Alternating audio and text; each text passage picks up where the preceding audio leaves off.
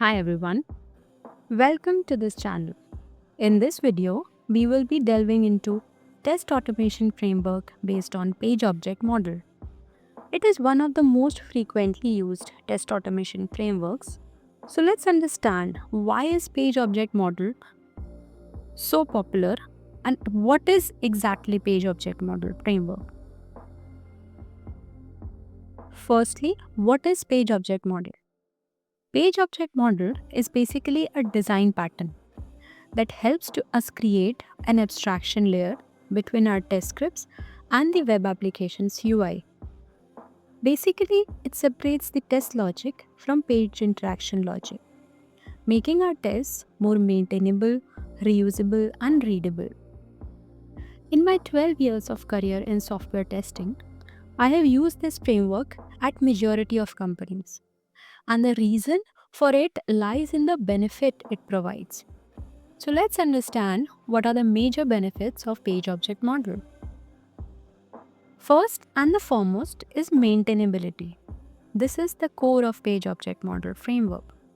By separating test logic from page interactions, we can make changes to the UI without affecting the test scripts. Secondly, improved code reusability. Once we have defined a page class, we can reuse its methods across multiple test cases. In addition to this, it also provides enhanced readability and clarity. Page object model makes our test scripts more concise and easier to understand, even for non-technical stakeholders.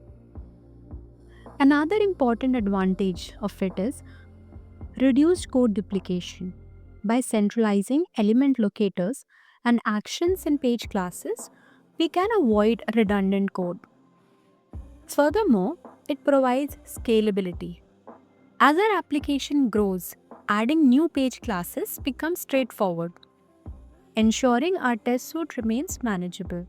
On top of that, it is framework agnostic, meaning it can be clubbed with other test automation frameworks like TestNG or Cucumber, making it more versatile.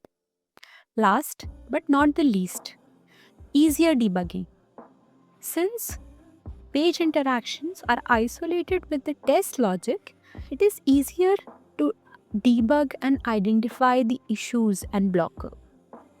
So these were some of the benefits of page object model.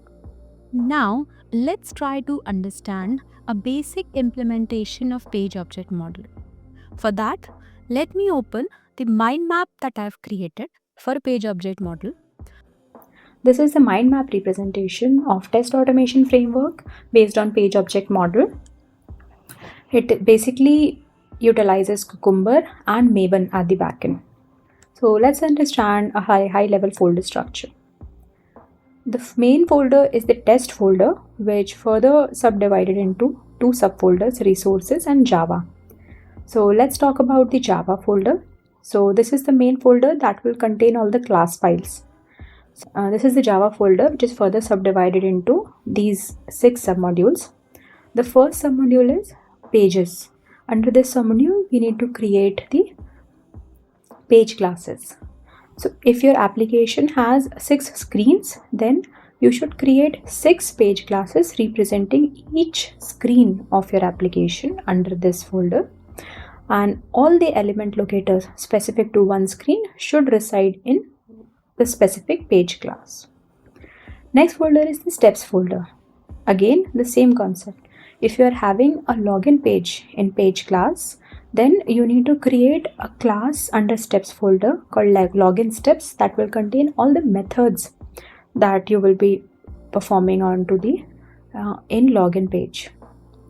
Next is the utils folder. Under this folder, you need to keep all the other utilities. For example, reading from database, reading from CSV or Excel, or any other utilities that you will be needing apart from your functional methods.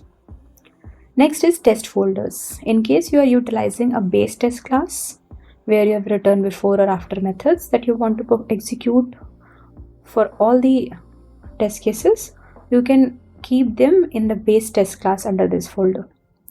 Next is the runner module. Under this module, since we are using Cucumber, we need to create test runner class that will initialize the Cucumber execution. And last but not the least is the reporting folder. Under this, you need to create files if you are using customized reporting. Now coming to the resources folder. Under resources folder, you can create data repository if you want. So data repository, for example, let's say an application that supports multiple languages. So in order to capture the translations or mapping of the translations, you can keep a similar data repository and keep it under this folder. So this is it, guys. Thanks for watching this video. Do hit the like button and share and subscribe if you want to see more videos on testing. Do subscribe to my channel. Thank you.